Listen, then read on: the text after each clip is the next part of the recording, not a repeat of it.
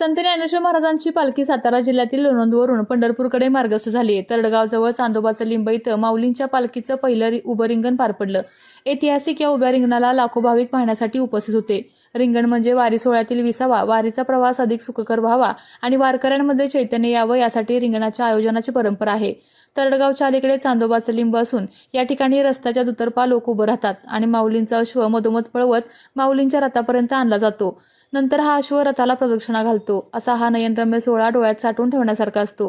टाळ, मृदुंग आणि चिपळ्यांच्या गजरांमध्ये वेगवेगळा खेळ खेळत विठुनामाचा जयघोष करत पंढरपूरच्या दिशेने प्रस्थान केले. आज तरडगाव येथे माऊलींच्या पालखीचा मुक्काम असणार आहे.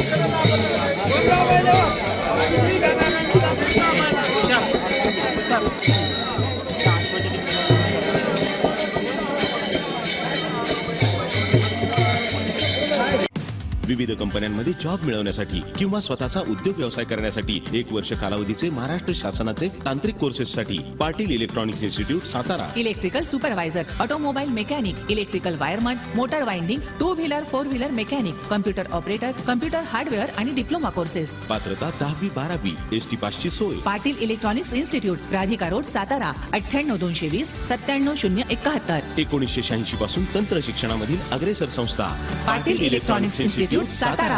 आपल्या तालुक्यातील जिल्ह्यातील बातम्या सर्वप्रथम पाहण्यासाठी आजच सातारा न्यूजला YouTube चॅनलवर सबस्क्राईब करा, लाईक करा, शेअर करा आणि बेल आयकॉन प्रेस करायला विसरू नका.